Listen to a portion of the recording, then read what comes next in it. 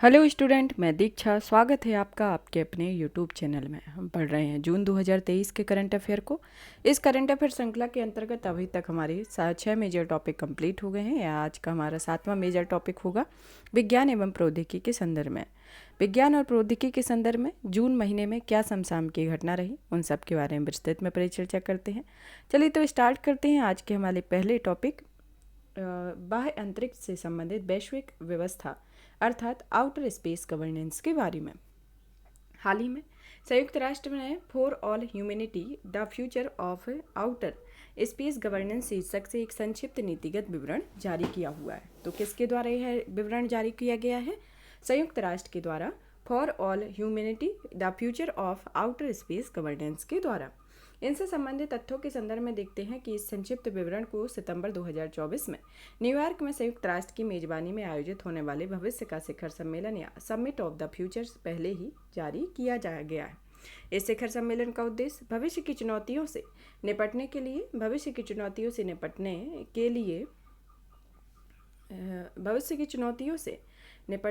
लिए बहुपक्षीय समाधानों को सुगम बनाना और वैश्विक व्यवस्था को मजबूत करना है। तो इसका क्या उद्देश्य है? इसका उद्देश्य है कि भविष्य की चुनौतियों से निपटने के लिए बहुपक्षीय समाधानों के संदर्भ में इसकी व्यवस्था को मजबूत करने के संदर्भ में यह वैश्विक व्यवस्था है। इसका संक्षिप्त विवरण में बाह्य अंतरिक्ष से संबंधित गतिविधियों में हो रहे बदलाव जैसे अंतरिक्ष पर्यटन, अंतरिक्ष के सैन्यीकरण आदि के विश्लेषण द्वारा किया गया। साथ ही इसमें बाह्य अंतरिक्ष को लेकर मौजूदा व्यवस्था में खामियों के चलते इन बदलावों में संबंधित संधारणीयता, रक्षा और सुरक्षा संबंधी प्रभावों का आकलन भी किया गया है। अंतरिक्ष संबंधित गतिविधियों को संचालित करने वाली मौजूदा वैश्विक चुनौतियों के बारे में कि वर्ष 1958 में संयुक्त राष्ट्र महासभा ने बाह्य अंतरिक्ष के शांतिपूर्ण उपयोग पर संयुक्त राष्ट्र समिति का गठन किया हुआ है। इसका उद्देश्य संपूर्ण मानवता के हित के लिए अंतरिक्ष में खोज करना और उसके उपयोग को नियंत्रित करना था। बाह्य अंतरिक्ष मामले में संयुक्त राष्ट्र कार्यालय में यूएन कोपस के उसके कार्यों को सहायता प्रदान करता है तथा जानते हैं यूएनओओएसएस द्वारा 5 अंतर्राष्ट्रीय अंतरिक्ष संधियां की गई हैं उसके संदर्भ में, जिसमें पहली आती है बाह्य अंतरिक्ष संधि 1967 के संदर्भ में।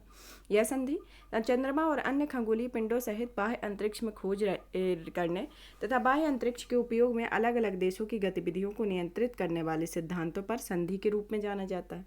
रेस्क्यू एग्रीमेंट 1968 जो दूसरी संधि है, इसे अंतरिक्ष यात्रियों के बचाव, अंतरिक्ष यात्रियों की सुरक्षित वापसी और बाह्य अंतरिक्ष में प्रक्षेपित वस्तुओं की वापसी पर समझौता भी कहा जाता है। तीसरी आती है लाइबिलिटी कन्वेंशन 1974 में, इसे अंतरिक्ष आधारित पिंडों के कारण होने वाली क्षति के लिए अंतर्राष्ट्रीय दायित्व पर अभिसमय भी कहा गया। फिर आता है रजिस्ट्रेशन कन्वेंशन 1976, यह बाह्य अंतरिक्ष में प्रक्षेपित वस्तुओं के पंजीकरण पर अभिसमय से संबंधित होती है। मून एग्रीमेंट 1979 और यह समझौता चंद्रमा तथा अन्य खगोलीय पिंडों पर अलग अलग देशों की गतिविधियों को नियंत्रित करने से संबंधित है। भारत ने उपयुक्त 5 संधियों पर हस्ताक्षर किए हुए हैं और भारत ने इनमें से केवल 4 संधि की अभिपुष्टि की है, जिसमें मून एग्रीमेंट की अभिपुष्टि नहीं की है। तो अभी तक जो भारत की ये 4 अंतरिक्ष संधि पर भारत ने हस्ताक्षर किए हुए हैं, लेकिन 5 संधि में यह सहभागिता निभाता है, जिसमें पहली बाह्य अंतरिक्ष संधि 1967, दूसरी रेस्क्यू एग्रीमेंट 1968, तीसरी आती है लाइबिलिटी कन्वेंशन 1974, चौथी आती है रजिस्ट्रेशन कन्वेंशन 1976, 5वीं संधि मून एग्रीमेंट 1979 जिसमें भारत पक्षकार नहीं है। अब आता है कि जानते हैं अंतरिक्ष में मौजूद अवसर के संदर्भ में कि इसका भू अवलोकन के संदर्भ में देखते हैं कि उपग्रह से प्राप्त डेटा और तस्वीरें वैज्ञानिकों को मौसम के पैटर्न, तापमान में उतार चढ़ाव आदि की निगरानी करने में सक्षम बनाते हैं। संचार के संदर्भ में देखें कि 21वीं सदी के संचार नेटवर्क में तेजी से अंतरिक्ष आधारित परिसंपत्तियों की उपलब्धता पर निर्भर हो रहे हैं। उपग्रह नेविगेशन के संदर्भ में देखें तो यह वैश्विक नेविगेशन उपग्रह प्रणालियों का उपयोग वैश्विक लॉजिस्टिक श्रृंखला और आर्थिक विकास के लिए महत्वपूर्ण। और विज्ञान के संदर्भ में देखें कि यह कक्षा में वैज्ञानिक प्रयोग समृद्धि के प्रमुख चालक के संदर्भ में है, इसके मौजूद अवसर है। फिर आता है कि एक नई व्यवस्था की आवश्यकता आखिर क्यों पड़ी। जैसे यह व्यवस्था जो चल रही है तो इसमें नई व्यवस्था की आवश्यकता क्यों पड़ी, इसके संदर्भ में कुछ मुख्य बिंदुओं को देखते हैं। इसमें पहला आता है कि संसाधन हेतु गतिविधियों के संदर्भ में।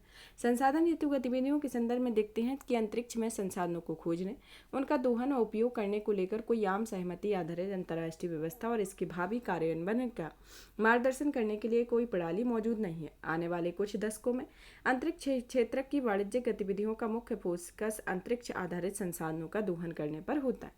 अंतरिक्ष मलबे के संदर्भ में देखें कि अंतरिक्ष मलबे अपने आप में एक प्रमुख चुनौती के बना हुआ है, जो पृथ्वी की निचली कक्षा में अत्यधिक संख्या में उपग्रहों को प्रक्षेपित करने पर यह समस्या और भी जटिल हो गई। अंतरिक्ष मलबे की निगरानी करने और उसे हटाने के लिए वर्तमान में कोई अंतर्राष्ट्रीय व्यवस्था का निकाय मौजूद नहीं है।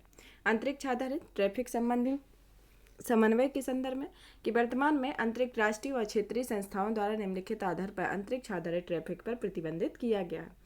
अलग अलग मानकों, अलग अलग सर्वोत्तम प्रणालियों, अलग अलग परिभाषाओं और भाषाओं, इंटरऑपरेबिलिटी को अलग अलग तरीकों द्वारा एक आम सहमति आधारित समन्वय का अभाव अंतरिक्ष संबंधी सीमित क्षमता वाले देशों को नकारात्मक रूप से प्रभावित करता है। इस स्थिति में ऐसे देशों के लिए अंतरिक्ष में अपनी सीमित क्षमता को संचालित करना कठिन हो जाता है। बाह्य अंतरिक्ष में संघर्ष की रोकथाम के संदर्भ में कि बाह्य अंतरिक्ष में सशस्त्र संघर्ष के प्रसार और सशक्तिकरण को रोकने के लिए बेहतर विनियामकीय फ्रेमवर्क को अपनाने की आवश्यकता होती है। अंतरिक्ष को लेकर अपनी सुरक्षा में एक बड़ी चुनौती यह होती है कि यह कई अंतरिक्ष प्रौद्योगिकियों का दोहरा उपयोग हो सकता है। अतः ऐसे में अति परिक्रमण पथ में बदलाव करने में कोई भी उपग्रह किसी अन्य उपग्रहों को नष्ट कर सकता है। उपग्रहों में प्रक्षेपण में वृद्धि के संदर्भ में कि इसमें पिछले दशक में सार्वजनिक और निजी क्षेत्र को दोनों की भागीदारी उपग्रहों में प्रक्षेपण में काफ़ी वृद्धि करती है। इन पॉलिसी ब्रीफ या संक्षिप्त विवरण में शामिल सिफारिशों के संदर्भ में देखते हैं कि इसकी पहली सिफारिश आती है कि शांति और सुरक्षा के लिए नई संधि। यूएन ने बाह्य अंतरिक्ष में शांति और सुरक्षा को बढ़ावा देने और हथियारों की होड़ को रोकने के लिए एक नई संधि पर विचार विमर्श किया गया है। अंतरिक्ष मलबे को हटाना, इसके संदर्भ में कि मलबे को हटाने के लिए कानूनी और वैज्ञानिक पहलुओं पर ध्यान रखते हुए मानदंड और सिद्धांत विकसित किए जाने चाहिए। अंतरिक्ष ट्रैफिक का प्रबंधन करना कि अंतरिक्ष में परिस्थितिजन्य जागरूकता, अंतरिक्ष आधारित पिंडों की परिक्रमा पथ और संबंधित घटनाओं के प्रबंधन में समन्वय हेतु एक प्रभावी फ्रेमवर्क विकसित करने की आवश्यकता है। अंतरिक्ष संसाधन गतिविधियों के लिए चंद्रमा तथा अन्य खगोलीय पिंडों के संधारणीय अन्वेषण, दोहन और उपयोग हेतु एक प्रभावी फ्रेमवर्क विकसित किया जाना चाहिए और इस फ्रेमवर्क में बाध्यकारी और कानूनी रूप से गैर बाध्यकारी पहलू शामिल किए जाते हैं। यह फ्रेमवर्क बाह्य अंतरिक्ष पर संयुक्त राष्ट्र की 5 संधियों पर आधारित होना चाहिए। समावेशन के संदर्भ में सदस्य देशों को बाह्य अंतरिक्ष से संबंधित अंतर सरकारी प्रक्रियाओं के कामकाज में निम्नलिखित की भागीदारी को सुगम बनाने के तरीकों को विचार करना चाहिए, जिसमें पहला आता है वाणिज्यिक हितधारकों, दूसरा आता है नागरिक समाज के प्रतिनिधि और तीसरा आता है अन्य संबद्ध हितधारकों की। अब आता है बाह्य अंतरिक्ष मामले के लिए संयुक्त राष्ट्र कार्यालय, जिसका मुख्यालय वियना ऑस्ट्रिया में है। इसकी उत्पत्ति 1958 में संयुक्त राष्ट्र सचिवालय के भीतर एक लघु विशेषज्ञ इकाई के रूप में गठित किया गया था, जिसे 1993 में इसके वर्तमान स्वरूप में स्थापित किया गया है। इसकी सदस्यता में 102 देश है, जिसमें भारत भी इसका सदस्य है। इस कार्यालय का उद्देश्य बाह्य अंतरिक्ष के शांतिपूर्ण उपयोग और उनके अन्वेषण में वैश्विक सहयोग को बढ़ावा देना है तथा सतत विकास और सामाजिक प्रगति प्राप्त करने के लिए अंतरिक्ष से संबंधित विज्ञान और प्रौद्योगिकी के प्रभावी उपयोग को प्रोत्साहित भी करना होता है। अब आता है ब्रेन कंप्यूटर इंटरफेस के बारे में। ब्रेन कंप्यूटर इंटरफेस हाल ही में अमेरिकी फूड एंड ड्रग एडमिनिस्ट्रेशन ने एलन मस्क की न्यूरालिंक चिप को मानव परीक्षण के लिए मंजूरी दे दी गई है। इसके संदर्भ में इसके कुछ तथ्यों को देखते हैं, जिसमें पहला आता है कि इसका लक्ष्य वर्तमान में FDA food and drug administration द्वारा स्वीकृत प्राप्त उपकरणों की तुलना में कम से कम 100 गुना अधिक ब्रेन कनेक्शन वाले अगली पीढ़ी के मस्तिष्क प्रत्यारोपण का निर्माण करना होता है तथा ब्रेन कंप्यूटर इंटरफेस के बारे में यह एक प्रकार की संचार प्रणाली होती है और इसके अतिरिक्त कोई व्यक्ति अपने मस्तिष्क से सीधे संकेत भेज सकता है और अपनी इच्छानुसार बाह्य उपकरणों या किसी एप्लीकेशन को संचालित कर सकता है। इसके जरिए व्यक्ति अपने मस्तिष्क से सीधे संकेत भेजकर अपने आसपास की किसी चीज़ को बदल सकता है और इसे स्थानांतरित या नियंत्रित कर सकता है और उसके साथ परस्पर संवाद स्थापित कर सकता है। दूसरे शब्दों में तो कहें तो ये BCI के जरिए हम केवल अपने मस्तिष्क का उपयोग करके किसी एप्लीकेशन या डिवाइस को नियंत्रित कर सकते हैं। अब जानते हैं ब्रेन कंप्यूटर इंटरफेस के बारे में। ब्रेन कंप्यूटर इंटरफेस में सबसे पहले नंबर पर होता है कि एक विशेष सेंसर वाले हैंडसेट या कैप का उपयोग करके मस्तिष्क की गतिविधियों को रिकॉर्ड किया जाता है। फिर आता है दूसरे नंबर पर रिकॉर्ड में यह यूजर की वांछित क्रिया की पहचान करने के लिए कंप्यूटर का उपयोग करके यह मस्तिष्क की गतिविधियों को प्रोसेसिंग की जाती है। फिर आता है कंट्रोल के संदर्भ में वांछित कमांड को पूरा करने के लिए एप्लीकेशन के सिग्नल को भेजा जाता है और चौथा आता है कि फीडबैक, यूजर को फीडबैक प्रदान किया जाता है जिससे उसे पता चल जाता है कि उसके द्वारा सोचा गया कार्य हो गया है। इसके संदर्भ में अब आते हैं इसके 3 मुख्य भागों के संदर्भ में देखते हैं कि इसमें आता है कि पहले नंबर पर कि मस्तिष्क से आने वाले संकेतों का पता लगाने और उन्हें रिकॉर्ड करने की एक डिवाइस होती है। रिकॉर्ड किए गए मस्तिष्क के संकेतों को प्रोसेस करने और उनका विश्लेषण करने के लिए एक कंप्यूटर होता है। जिसको आप नियंत्रित करना चाहते हैं वो एप्लीकेशन या डिवाइस होता है। फीडबैक देना बीसीआई का एक महत्वपूर्ण कार्य होता है और यह प्रक्रिया किसी उपयोगकर्ता को यह बताती है कि कंप्यूटर किस निर्णय और इच्छित कार्य की व्याख्या करने के लिए सक्षम होता है। बीसीआई के मस्तिष्क गतिविधियों और संकेतकों को मापने हेतु उपयोग की जाने वाली अलग अलग तकनीकें निम्नलिखित है, जिसमें पहली आती है इलेक्ट्रोएन्सेफेलोग्राफी। इलेक्ट्रोएन्सेफेलोग्राफी में सिर पर एक छोटी धातु की डिस्क को लगाकर मस्तिष्क की विद्युतीय गतिविधियों और संकेतकों को मापा जाता है। मस्तिष्क की कोशिकाएं विद्युतीय आवेगों के माध्यम से संचार करती हैं और ये हर समय यहाँ तक कि सोते समय भी सक्रिय रहती है।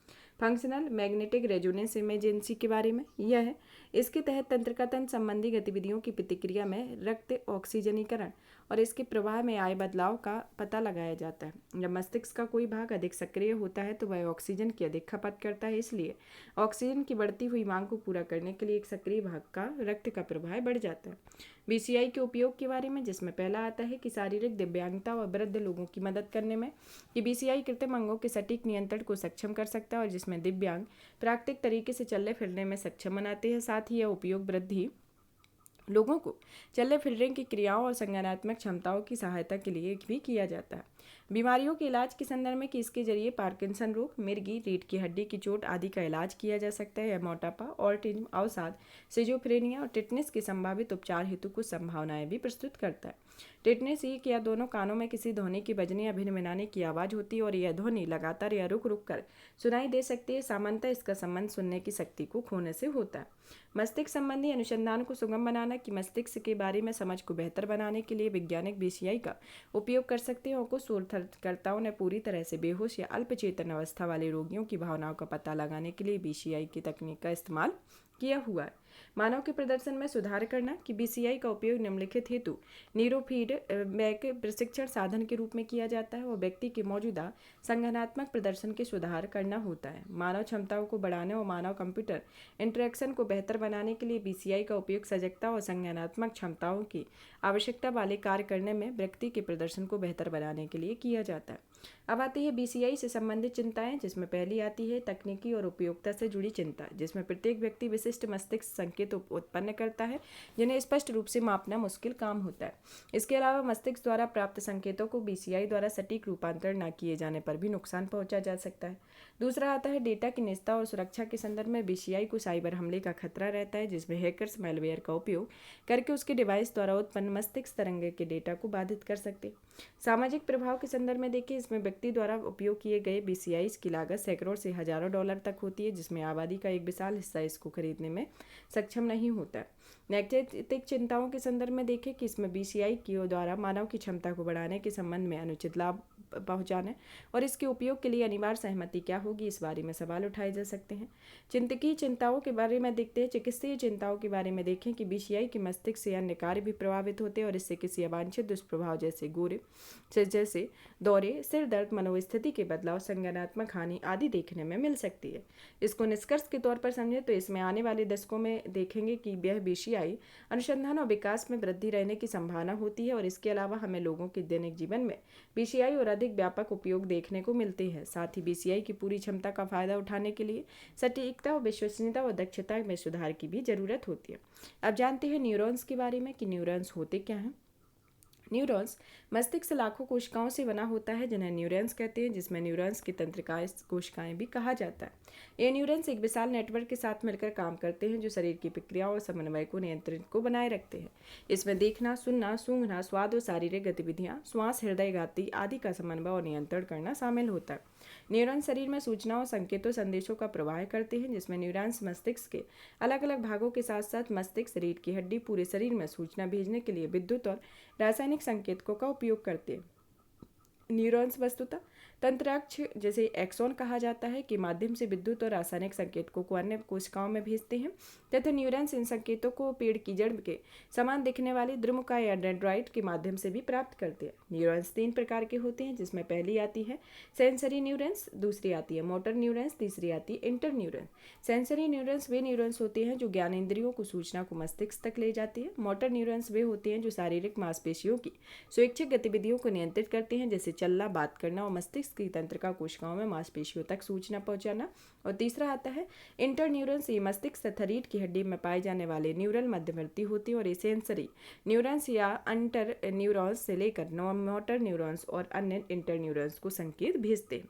अब जानते हैं न्यूरॉन्स के प्रकार के बारे में, जिसमें पहला प्रकार आता है मल्टीपोलर न्यूरॉन्स, दूसरा आता है यूनिपोलर, तीसरा बाईपोलर, चौथा आता है पिरामिडिकल और पांचवा आता है पुरकुंजी न्यूरॉन्स।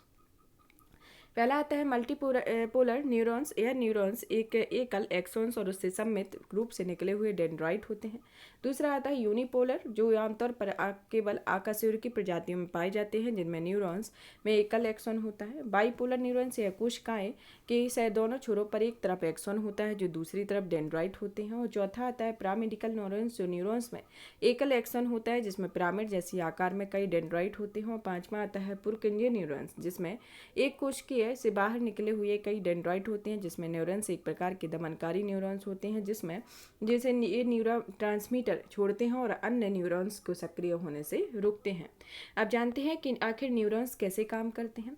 न्यूरॉन्स एक न्यूरॉन्स से दूसरे न्यूरॉन्स की तंत्रिका आवेगों का संचरण सिनेप्सिस द्वारा होता है। सिनेप्सिस दो प्रकार के होते हैं, जिसमें एक होता है विद्युत सिनेप्सिस और दूसरा होता है रासायनिक सिनेप्सिस। विद्युत सिनेप्सिस पर प्री और पोस्ट सिनेप्टिक न्यूरॉन्स की झिल्लियां एक दूसरे के समीप होती हैं, जिसमें एक न्यूरॉन से दूसरे न्यूरॉन्स तक विद्युत धारा का प्रभाव सिनेप्सिस से होता है। हमारे तंत्र में विद्युतीय सिनेप्सिस बहुत कम होते हैं। रासायनिक सिनेप्सिस पर प्री और पोस्ट सिनेप्टिक न्यूरॉन्स की झिल्लियां द्रव से भरे पदार्थ द्वारा निर्मित स्थान के कारण एक दूसरे से पृथक होती हैं, जिन्हें सिनेप्टिक दरार कहा जाता है। सिनेप्सिस द्वारा आवेगों के संचरण में न्यूरोट्रांसमीटर नामक रसायन शामिल होते हैं, जिसमें मुक्त किए गए न्यूरोट्रांसमीटर पोस्ट सिनेप्टिक झिल्ली पर स्थित विशिष्ट रिसेप्टर्स से जुड़े हुए होते हैं। एक्सॉन टर्मिनल और साइनेप्स के बारे में, यह एक्सॉन होते हैं जिसमें न्यूरोट्रांसमीटर जुड़े होते हैं, जिसमें axon terminal, synaptic vesicle, pre synaptic membrane, synaptic cleft और रिसेप्टर्स होते हैं जिसमें साइनस के द्वारा जुड़े होते हैं। अब जानते हैं ग्रेविटेशनल वेव या गुरुत्वीय तरंगों के बारे में। हाल ही में गुरुत्वीय तरंगों के वैज्ञानिकों ने इस बात के साक्ष्य पेश किए हैं, जिसमें गुरुत्वीय तरंगें निम्न आवृत्तियों पर ब्रह्मांड में चयन करने हेतु कॉस्मिक बैकग्राउंड हम का निर्माण कर रही हैं। तो ये किसका निर्माण कर रही हैं? कॉस्मिक बैकग्राउंड हम का निर्माण कर रही हैं। ग्रेविटेशनल वेव या गुरुत्वीय वेव के बारे में, यह वेव ब्रह्मांड के कुछ ऐसी सबसे प्रबल ऊर्जावान परिघटनाओं के कारण स्पेस टाइम में उत्पन्न होने वाली तरंगें होती हैं या लहरें होती हैं, और इन परिघटनाओं को दो ब्लैक होल्स के आपस में विलय और दो न्यूट्रॉन तारों के आपस में टक्कर से शामिल होते हैं। सर्वाधिक प्रबल और ऊर्जावान गुरुत्वीय तरंगों का निर्माण तब होता है जब अंतरिक्ष में पिंड अत्यधिक तीव्र गति से गति करते हैं, और सबसे पहले आइंस्टीन ने सापेक्षता के सिद्धांत के बारे में इसका पूर्वानुमान लगाया था। गुरुत्वीय तरंगों को पहली बार 2015 में खोजा गया था, और इन तरंगों का प्रयोग के दौरान उपयोग किए गए लेजर इंटरफेरोमीटर ग्रेविटेशनल ऑब्जर्वेटरी डिटेक्टरों को खोजा गया था। खोजी गई ये तरंगें उच्च आवृत्ति की थी, और ऐसा माना जाता है कि ये लगभग 1.3 बिलियन वर्ष पहले हुए दो अपेक्षाकृत छोटे ब्लैक होल्स के विलय के कारण उत्पन्न हुई थी।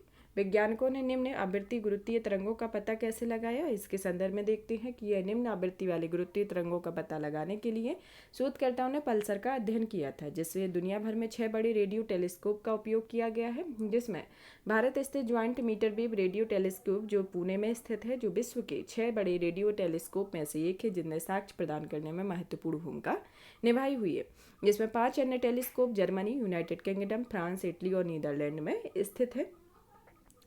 अब आता है जानते हैं गुरुत्वीय तरंगों से उत्पन्न होने वाली घटनाओं के बारे में, जिसमें पहली आती है जब एक तारे में असमान रूप से विस्फोटक होता है, जिसे सुपरनोवा कहते हैं। दूसरा आता है जब दो बड़े तारे एक दूसरे से परिक्रमा करते हैं। तीसरा आता है जब दो ब्लैक होल्स एक दूसरे की परिक्रमा करते हैं और उनका आपस में विलय हो जाता है। और चौथा आता है जब ब्लैक होल्स और न्यूट्रॉन तारे का विलय होता है। इसके संदर्भ में इसके उत्तरदायी घटनाएं होती हैं।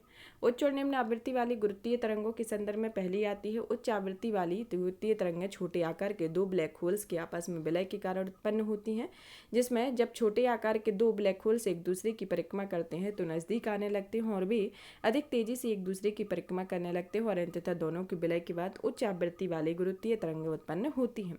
निम्न आवृत्ति वाली गुरुत्वीय तरंगें आकाशगंगा में मौजूद केंद्र में दो विशाल ब्लैक होल्स के आपस में विलय के कारण उत्पन्न होती है, और इन ब्लैक होल्स का द्रव्यमान हमारे सूर्य के द्रव्यमान से अरबों गुना अधिक होता है। ये दोनों ब्लैक होल धीरे धीरे एक दूसरे की परिक्रमा करते हैं और इनके विलय से कई मिलियन वर्ष लग जाते हैं।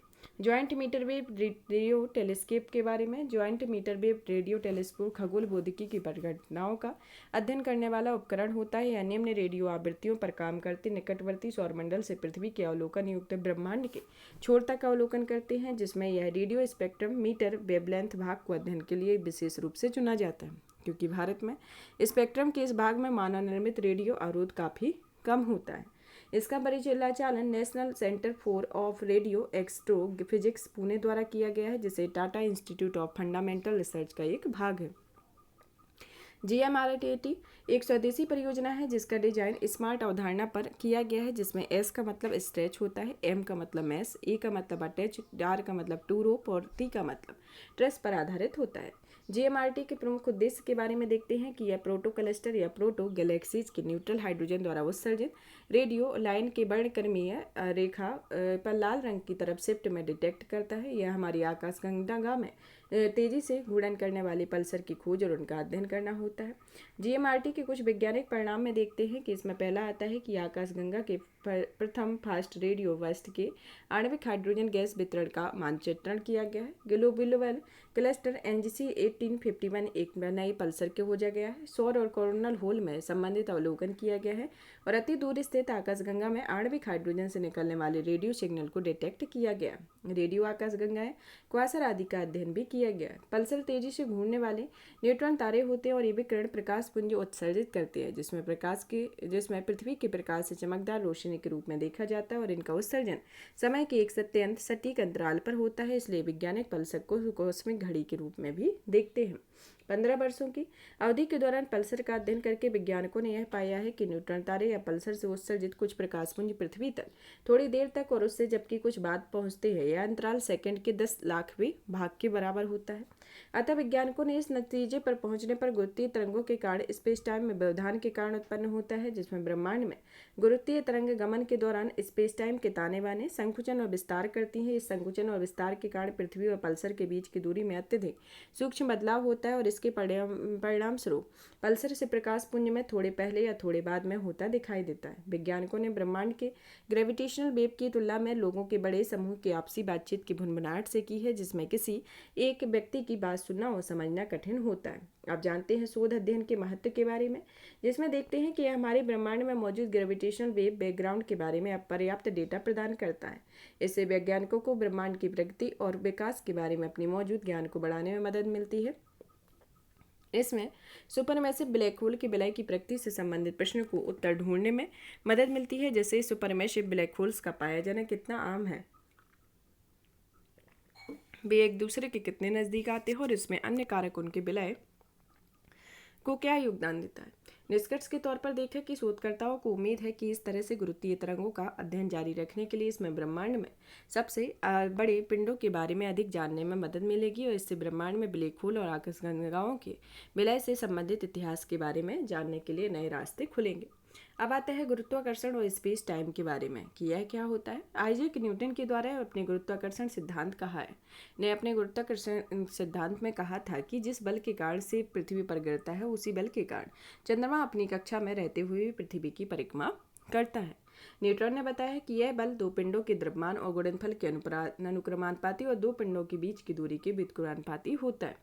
हालांकि यह सिद्धांत यह नहीं बताया गया कि क्यों दो पिंड एक दूसरे की ओर खींचे चले जाते हैं। इसके अलावा इसमें यह भी स्पष्ट नहीं किया गया है कि दो पिंडों के मध्य गुरुत्वाकर्षण बल कैसे काम करता है, जो अचानक कितनी दूरी पर हो, ये बिना किसी विलंब के तुरंत सक्रिय हो जाता है। इस विषयों पर आइंस्टीन ने अपने सापेक्षता के सिद्धांत में प्रकाश डाला है, जिसमें उन्होंने विशेष सापेक्षता के साथ पहले ही बता दिया गया था कि स्पेस और टाइम स्वतंत्र इकाई ना होकर स्पेस टाइम के रूप में एक संयुक्त इकाई होनी चाहिए। आइंस्टीन ने कहा है कि गुरुत्वाकर्षण अत्यधिक द्रव्यमान वाले पिंड द्वारा स्पेस टाइम में ताने बाने में संकुचन और विस्तार का परिणाम है, जिसमें किसी पिंड द्वारा द्रव्यमान जितना अधिक होता है उतना ही अधिक स्पेस टाइम में संकुचन और विस्तार होता है। इसलिए कोई तारा किस ग्रह की तुलना में स्पेस टाइम में अधिक संकुचन और विस्तार करता है। हालांकि ब्लैक होल किसी तारे की तुलना में स्पेस टाइम में अधिक संकुचन और विस्तार करता है। आइंस्टीन ने बताया हुआ है कि सूर्य, पृथ्वी और अन्य पिंड अपने चारों ओर समवक्रता का निर्माण करते हैं, इसलिए छोटे पिंड इसकी ओर खींचे चले जाते हैं।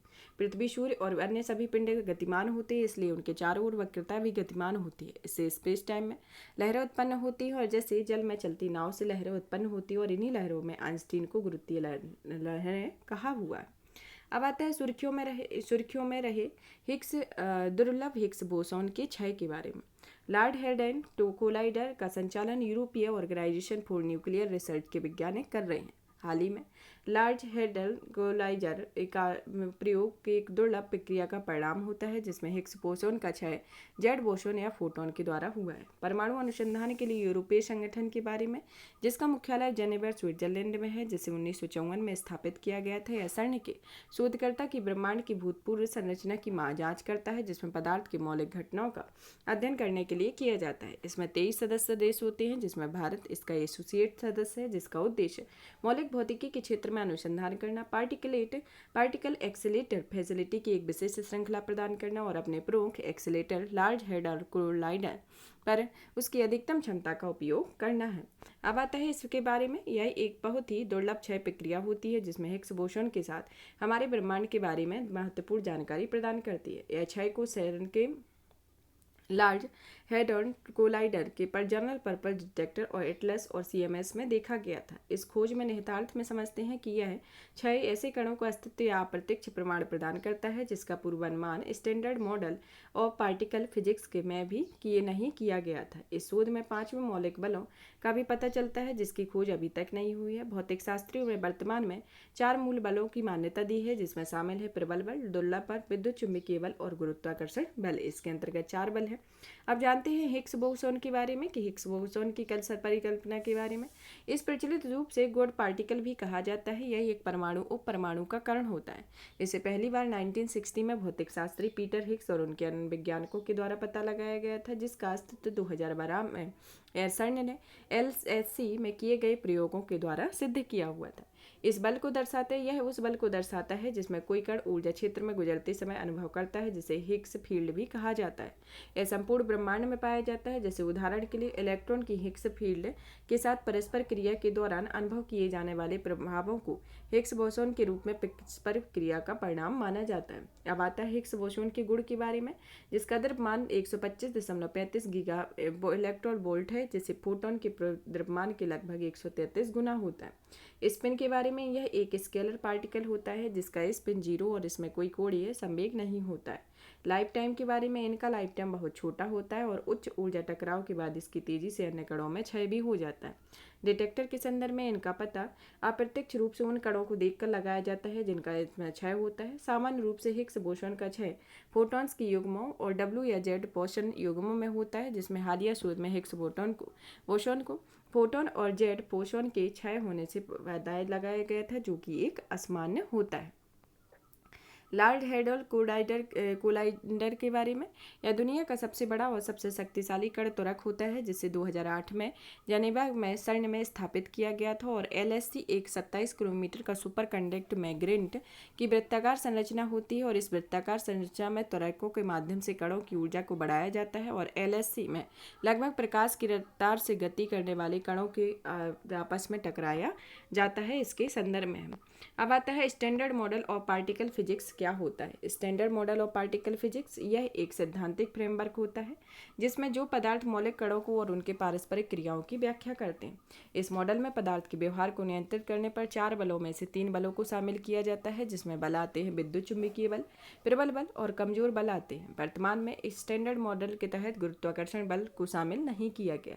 यह फ्रेमवर्क बताता है कि 2 मौलिक कण या फर्मियंस या बोसोन उनकी परस्पर क्रियाएं ही ब्रह्मांड में सभी पदार्थों का निर्माण करती हैं, जिसमें फर्मियंस वे कण होते हैं जो पदार्थ का निर्माण करते हैं और इन्हें क्वार्क और लेप्टॉन नामक 2 समूहों में वर्गीकृत किया जाता है। बोसोन कण वे कण होते हैं जो बल की वहन करते हैं, जो कणों के बीच परस्पर क्रिया की मध्यवर्ती भूमिका निभाते हैं। और यह सिद्धांत इस तथ्य की व्याख्या नहीं करता है जो कण जैसे द्रव्यमान प्राप्त करते हैं, और वर्तमान खोज इसका कारण पता लगाने की सहायता करता है। अब आता है फिक्स डोज कॉम्बिनेशन दवाओं के बारे में। हाल ही में स्वास्थ्य और परिवार कल्याण मंत्रालय ने 14 फिक्स डोज कॉम्बिनेशन दवाओं के विनिर्माण और बिक्री पर प्रतिबंध लगा दिया है। इससे संबंधित तथ्यों में देखते हैं कि यह कदम एक विशेषज्ञ समिति की सिफारिशों के बाद उठाया गया होता है। इस समिति का कहना है कि इन 14 एफडीसी का कोई चिकित्सीय औचित्य नहीं रह गया, इसमें खुराक और मनुष्यों के लिए हानिकारक भी हो सकती है। प्रतिबंधित एफडीसी की निमोलोसाइड और पैरासीटामोल डिस्पर्सिबल टैबलेट और एमोक्सिसिलिन वोमेहेक्सिन आदि दवाएं शामिल होती हैं। वर्तमान में 14 एफडीसी पर प्रतिबंध लगाए गए हैं और जिसमें वे उन 344 ड्रग कॉम्बिनेशन का हिस्सा होती हैं जिन पर सरकार ने 2016 में प्रतिबंध लगाया दिया गया था।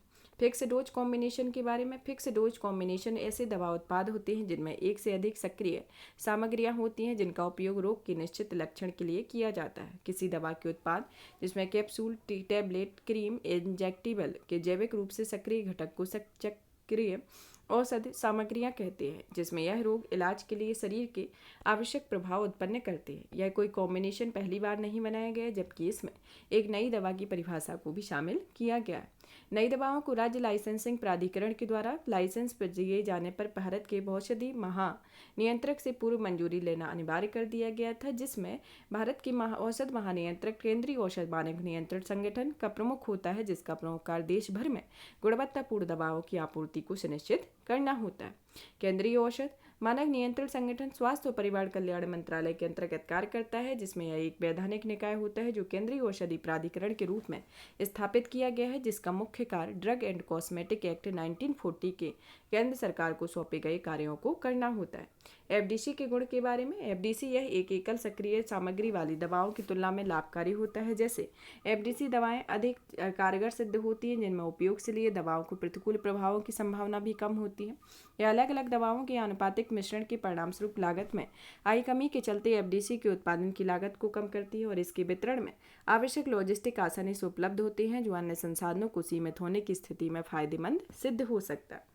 संक्रामक रोगों के उपचार के संदर्भ में कि एचआईवी, मलेरिया और टीबी जैसे संक्रामक रोगों के उपचार में एफडीसी का प्रभावी सिद्ध हो गया है, जिसका कारण है कि यह बीमारियों के इलाज के लिए एक साथ कई रोगाणुरोधी दवाओं की खुराक लेनी पड़ती है, जिसमें एफडीसी का उपयोग चिरकालिक या क्रोनिक रोगों के इलाज हेतु किया जाता है और ऐसा खासकर तब होता है जब रोगी एक समय में कई रोगों से ग्रस्त होता है।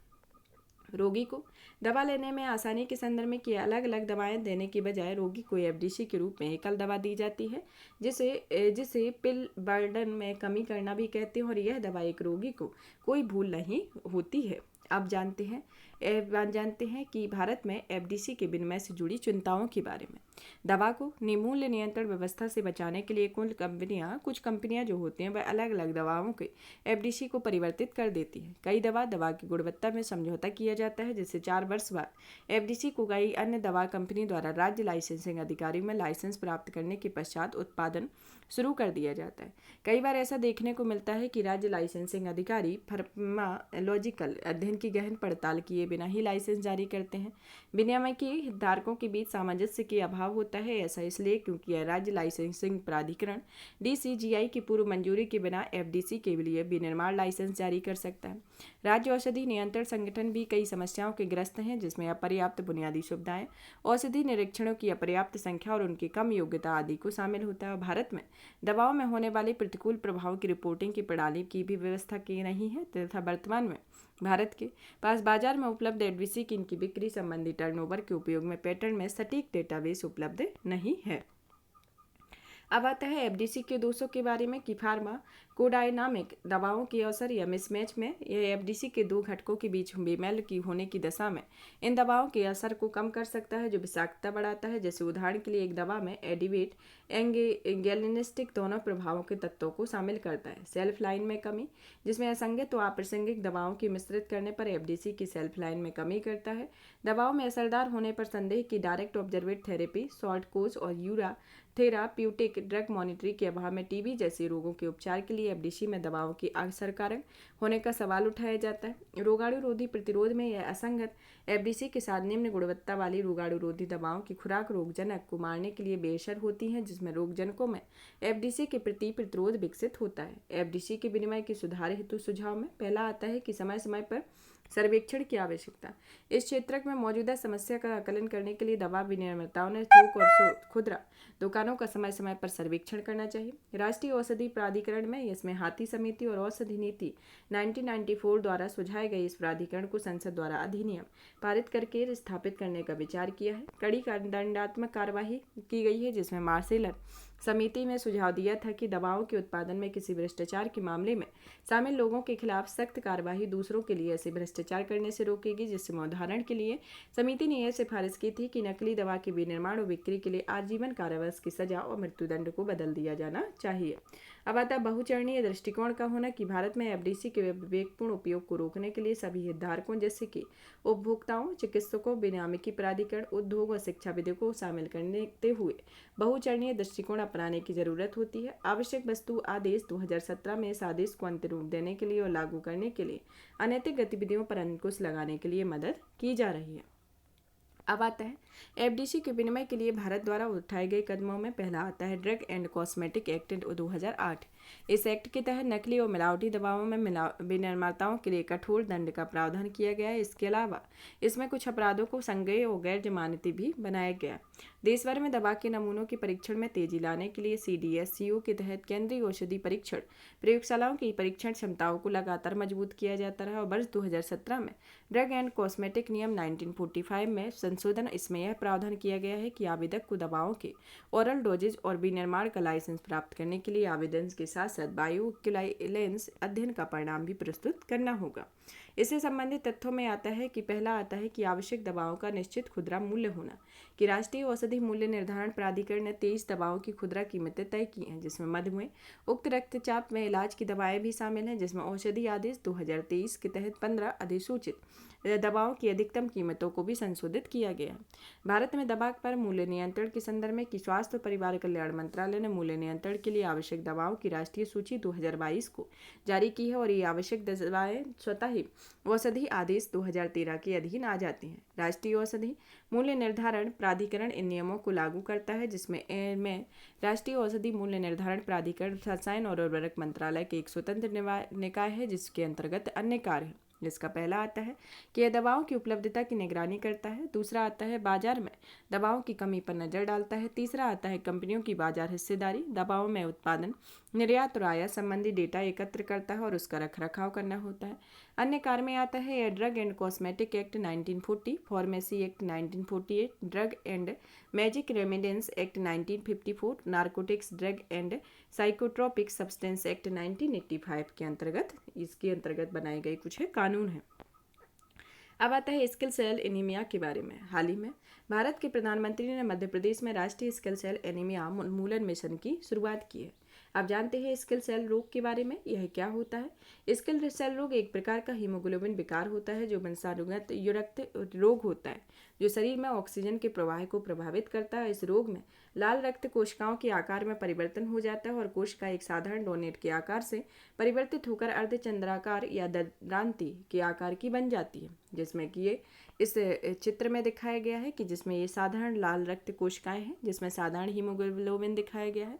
इसमें फिर जब स्किल कोशिकाएं होती हैं जो एक ऐसे हंसी आकार की एक आकृति को ले लेती हैं, जिसमें दोषपूर्ण हीमोग्लोबिन दिखाया गया है, जिसमें यह स्किल सेल कोशिका में रक्त को बाधित कर देती हैं। यह रक्त में यह इस तरीके से बन जाती है, गोल होते हुए यह इस तरीके से हो जाती है, मतलब हंसी आकार में हो जाती हैं। विकृत कोशिकाओं की लोचशीलता में कमी आती है और इस कमी से छोटी या रक्त कोशिकाओं वाहिकाओं को अवरुद्ध कर सकती हैं, जिससे रक्त बाधित होता है। इस स्थिति के कारण लाल रक्त कोशिकाओं का जीवन काल कम होता है। बाद में यह एनीमिया का रूप लेता है, जिसे अक्सर स्किल सेल एनीमिया भी कहा जाता है। इस रोग के आम लक्षणों में जैसे पीलिया होना, यकृत और प्लीहा का बढ़ना आदि शामिल होता है। वर्तमान में स्किल सेल रोग एकमात्र इलाज स्टेम सेल या अस्थि मज्जा प्रत्यारोपण होता है। SCA रोग से ग्रस्त अनुमानित जन्मों के मामले में भारत दूसरा सबसे बुरी तरह से प्रभावित देश है, जिनमें जन्म के समय से ही SCA रोग से ग्रस्त होने की संभावना होती है। अब आता है राष्ट्रीय स्किल सेल एनीमिया के संदर्भ उन्मूलन मिशन के बारे में। मिशन का उद्देश्य सभी SCD इस रोगियों को सस्ती और सुलभ देखभाल प्रदान करना होता है। देखभाल की गुणवत्ता सुनिश्चित करना और बीमारी के प्रसार को कम करना है। इस मिशन का लक्ष्य 2047 से पहले भारत में लोक स्वास्थ्य समस्या के रूप में एससीडी का उन्मूलन करना है। इस रणनीति का उद्देश्य यह का क्रियान्वयन मिशन मोड के तहत किया जाएगा, जिसके निम्नलिखित 3 स्तंभीय रणनीति अपनाई गई है, जिसमें पहली आती है स्वास्थ्य संवर्धन, दूसरी आती है रोकथाम तथा तीसरी समग्र प्रबंधन में। जिसमें स्वास्थ्य संवर्धन के अंतर्गत यह जागरूकता सृजन और विवाह पूर्व आनुवांशिक परामर्श होता है। दूसरा आता है रोकथाम के संदर्भ में, जिसमें सार्वभौमिक जांच और शीघ्र पहचान होती है। तीसरा आता है समग्र प्रबंधन एवं निरंतर देखभाल के संदर्भ में। अब आता है मिशन के लाभार्थी के संदर्भ में कि इसके तहत राष्ट्रीय स्वास्थ्य मिशन के माध्यम से नवजात से लेकर 18 वर्ष तक की आयु की पूरी आबादी को कवर किया जाएगा, जिसमें बाद में 40 वर्ष बाद की पूरी आबादी को इस मिशन में शामिल किया जाएगा। प्रारंभ में एससीडी उच्च प्रसार वाले 17 राज्यों पर ध्यान केंद्रित किया जाएगा, जिसमें शामिल हैं गुजरात, महाराष्ट्र, राजस्थान, मध्य प्रदेश, झारखंड, छत्तीसगढ़, पश्चिम बंगाल, कर्नाटक, असम, उत्तर प्रदेश, केरल, बिहार, उत्तराखंड, उड़ीसा, तमिलनाडु, तेलंगाना और आंध्र प्रदेश आते हैं। इस मिशन का लक्ष्य 3.5 वर्षों में एससीडी की जांच और इसकी रोकथाम के लिए परामर्श और इससे पीड़ित लोगों की देखभाल के साथ 7 करोड़ लोगों को कवर करना है। इसके कन्वर्जेंस में इस कार्यक्रम को राष्ट्रीय स्वास्थ्य मिशन के तहत मौजूदा तंत्र और रणनीतियों के साथ एकीकृत किया जाना चाहिए। अब आता है जनजातीय आबादी में सिकल सेल एनीमिया के बारे में, या सिकल सेल रोग जनजातीय आबादी में किस तरीके से फैलता है और इसका क्या रेशियो है। भारत में कुपोषण के कारण जनजातीय आबादी में एससीडी की समस्या सबसे अधिक देखने की मिलती है, जिसमें महाराष्ट्र की पावरा, भील, माडिया, गोंड और परधान जैसी जनजातियां इस रोग के प्रसार दर बहुत अधिक होता है। जनजातीय क्षेत्र कई वर्षों से मलेरिया रोग की एक स्थानिक रही है, जिसमें चलते कई लोगों की मृत्यु भी हुई है। यह विकासवादी लक्षण के रूप में आरबीसी सिकल सेल के कारण होती है, जिसमें इस वजह से जनजातीय आबादी को एससीडी से ग्रसित होने का खतरा भी बढ़ गया है। जनजातीय मंत्रालय ने मामलों के मंत्रालय द्वारा आयोजित एक स्क्रीनिंग अभियान के अनुसार एससीडी में ग्रसित 20% जनजातीय बच्चे 2 वर्ष की आयु पूरी करने के लिए ही बाद पढ़ने से पहले ही मर जाएंगे। स्वास्थ्य और परिवार कल्याण मंत्रालय ने जनजातीय स्वास्थ्य विशेषज्ञ समिति की रिपोर्ट को एससीडी को जनजातीय आबादी के स्वास्थ्य को प्रभावित करने के लिए 10 विशेष समस्याओं के रूप में एक को सूचीबद्ध किया हुआ है। अब आता है सिकल सेल एनीमिया को नियंत्रित करने के लिए की गई पहलों में पहली आती है हीमोग्लोबिनोपैथी। राष्ट्रीय स्वास्थ्य मिशन के दिशा निर्देशों में सामुदायिक स्तर पर सेवाएं उपलब्ध कराने का प्रावधान किया गया। हीमोग्लोबिनोपैथी के तहत हीमोग्लोबिन से संबंधित सभी आनुवांशिक बीमारियों को शामिल किया गया है, जिसमें इन सेवाओं के सिकल सेल एनीमिया के निपटान हेतु रणनीति के रूप में आनुवांशिक परामर्श सेवाओं सहित विवाह पूर्व या गर्भधारण पूर्व स्क्रीनिंग कराना शामिल होता है। सरकार की योजना जनजातीय क्षेत्रों में 40 वर्ष से कम आयु के लोगों को विशेष कार्ड वितरित करने की है, जिसमें इस कार्ड को स्क्रीनिंग परिणामों के आधार पर अलग अलग वर्गों में विभाजित किया जाएगा और इस मिशन को वित्त पोषण एनएचएम के तहत प्राप्त होगा। इस संबंध में जनजातीय मामलों के मंत्रालय का एक पोर्टल की शुरुआत की गई है और इस पोर्टल में जनजातीय समूह सिकल सेल एनीमिया से संबंधित सभी जानकारी प्राप्त कर सकते हैं और इस रोग से ग्रसित रोग के लक्षण देखने पर लोग स्वयं को इस पोर्टल में पंजीकृत भी कर सकते हैं। अब आते हैं सिकल सेल एनीमिया को नियंत्रित करने की में समस्याएं और आगे की राह के संदर्भ में देखते हैं कि सिकल सेल एनीमिया को नियंत्रित करने के लिए जनजातीय और ग्रामीण क्षेत्रों में स्क्रीनिंग के संदर्भ में जागरूकता और स्क्रीनिंग केंद्रों दोनों का अभाव है तथा इस रोग के लिए जीन थेरेपी और स्टेम सेल प्रत्यारोपण जैसे इलाज काफ़ी महंगे होते हैं और इलाज में तरीके अभी भी तरीके से विकसित नहीं हुए और जनजातीय लोग आमतौर पर इलाज के लिए पारंपरिक चिकित्सा पर भरोसा करते हैं, जिसमें उपचार की आधुनिक तकनीकों पर उनका विश्वास नहीं रह गया, जिसमें वे शंका की नज़र से भी देखते हैं। इसके भविष्य के लिए क्या सुझाव हो सकते हैं। पहला आता है कि समय पर किफायती निदान के लिए साथ साथ व्यापक स्क्रीनिंग सेवा के आयोजन और परामर्श सेवाएं उपलब्ध कराए जाने पर बल देना। बच्चों को एससीए के प्रसार को कम करने के लिए प्रसव पूर्व निदान महत्वपूर्ण भूमिका निभा सकता है।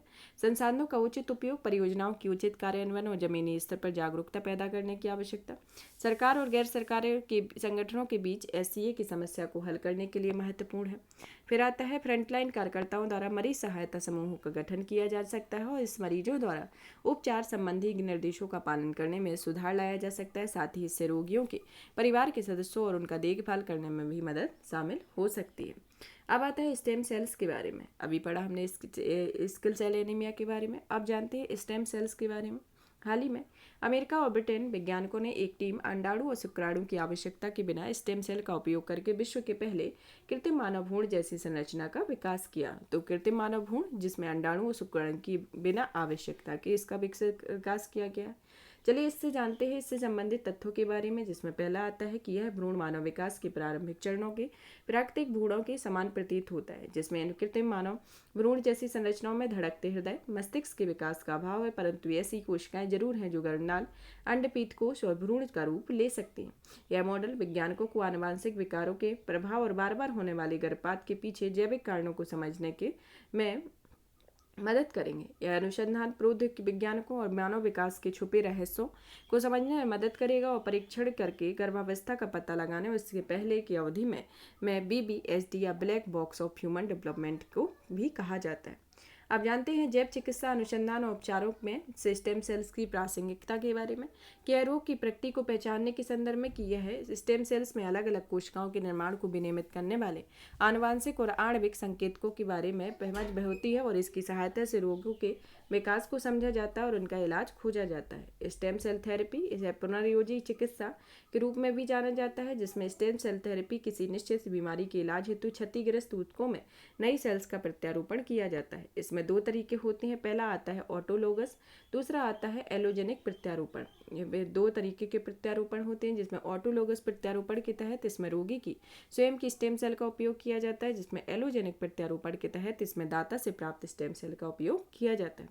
विश्व विज्ञान के या दवा के दुष्प्रभाव के संदर्भ में इसमें दवा का मरीजों पर प्रत्यक्ष परीक्षण करना अत्यंत खतरनाक हो सकता है। हालांकि यह इंस्टीट्यूट प्लुरिपोटेंट स्टेम सेल से अपेक्षित कोशिका प्रकार का निर्माण किया जाता है और इन पर दवाओं का परीक्षण करके दवा प्रतिक्रिया को भी जाना जाता है। अब जानते हैं स्टेम सेल प्रौद्योगिकी से संबंधित चुनौतियों के बारे में, जिसमें नैतिक चिंताएं देखते हैं। तो नैतिक चिंताओं में देखें कि यह मानव भ्रूण की क्षति और iPSCs की कोशिका निर्माण संबंधी क्षमता के इस्तेमाल में मानव की क्लोनिंग करने में शामिल होता है। सुरक्षा संबंधी चिंताओं में यह विभेदन की उच्च दर के कारण स्टेम सेल्स कई बार आनुवंशिक उत्परिवर्तन को समाहित कर लेती है और इसके चलते ट्यूमर या कैंसर होने की संभावना बढ़ जाती है। प्रतिरक्षा प्रणाली द्वारा अस्वीकृति के संदर्भ में कि स्टेम सेल को किसी अन्य दाता से लिया गया हो और इसमें स्टेम सेल प्रत्यारोपण को रोगी का शरीर में अस्वीकार कर सकती है। स्टेम सेल तंत्र को समझने में कि यह अभी तक स्पष्ट नहीं हुआ है कि स्टेम भ्रूण के विकास के शुरुआती चरणों में भी परिपक्व होने की क्षमता होती है या नहीं। जैसे उदाहरण के लिए इजराइल और चीन में चूहे और बंदर की स्टेम सेल से निर्मित कृत्रिम भ्रूण को संबंधित जीवों के गर्भ में प्रत्यारोपण करने विकसित करने का प्रयास विफल रहा है। इसमें यह स्पष्ट नहीं है कि इस उन्नत प्रौद्योगिकी के समक्ष बाधा केवल तकनीकी और इसका कोई मौलिक जैविक कारण भी है। कानूनी चिंताओं के संदर्भ में देखते हैं कि इसमें नैदानिक उद्देश्यों में कृत्रिम भ्रूण का उपयोग यूनाइटेड किंगडम और अधिकांश देशों के कानूनी रूप से वैध नहीं है। इसमें मरीज के गर्भाशय में प्रत्यारोपित करना फिलहाल गैरकानूनी भी होता है। अन्य चिंताओं के संदर्भ में देखें तो यह स्टेम सेल थेरेपी अत्यधिक महंगी होती है और जिसके चलते विकासशील देशों के लिए इस तकनीक प्रगति के साथ तालमेल बिठाना मुश्किल हो जाता है। अब आता है अलग अलग प्रकार के सेल्स प्रदान करने की क्षमता के आधार पर स्टेम कोशिकाओं के विकास या वर्गीकरण के संदर्भ में, जिसमें पहला आता है टोटीपोटेंट, दूसरी आती है प्यूरिपोटेंट, तीसरी आती है मल्टीपोटेंट और चौथी आती है यूनिपोटेंट।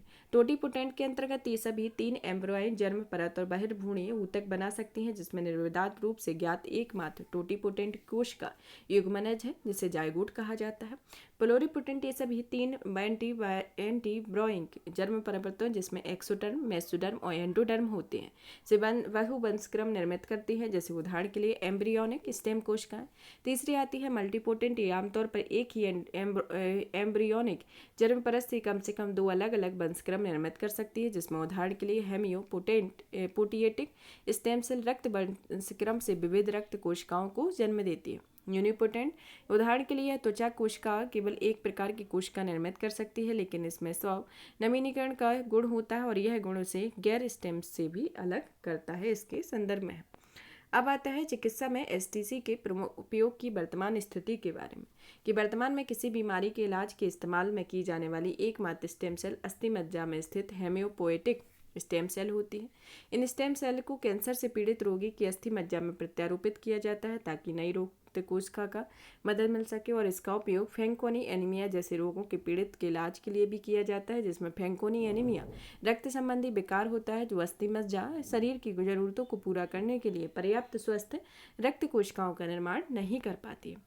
आप जानते हैं स्टेम सेल अनुसंधान को बढ़ावा देने के लिए भारत द्वारा निम्न पहले स्टार्ट की है, जिसमें पहली आती है स्टेम सेल अनुसंधान के लिए राष्ट्रीय दिशा निर्देश। इस दिशा निर्देश में पहली बार 2007 में जारी किया गया था, जिसमें तब से इसे जिसे कई बार अपडेट किया जा चुका है, तथा भारतीय आयुर्वेद अनुसंधान परिषद, जैव प्रौद्योगिकी विभाग तथा मानव एवं विज्ञान व प्रौद्योगिकी विभाग जैसी राष्ट्रीय वित्त पोषण एजेंसियों के माध्यम से बुनियादी और नैदानिक अनुसंधान के लिए सहायता, national apex committee for stem cell research and therapy और institution committee of stem cell के माध्यम से 2 स्तरों पर निगरानी की जाती है।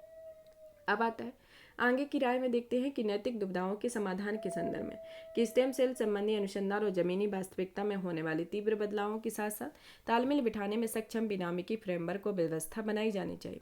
सभी हितधारकों की सक्रिय भागीदारी सुनिश्चित की जानी चाहिए तथा समय पर उपयुक्त सुधार करने में निरंतर प्रयास भी करना चाहिए। रोगियों और अन्य सुविध व्यक्तियों के स्वास्थ्य के लिए खतरा पैदा करने वाली अवैज्ञानिक और अनैतिक स्टेम सेल थेरेपी को रोकने के लिए मौजूदा विनामिकी व्यवस्था को मजबूत किया जाना चाहिए। सुरक्षा संबंधी चिंताओं से निपटना चाहिए, जिससे नियंत्रित परिस्थितियों में स्टेम सेल प्राप्त कोशिकाएं पुनर्योजी चिकित्सा में संभावित रूप से सुरक्षित नए स्रोत के रूप में काम कर सकती हैं।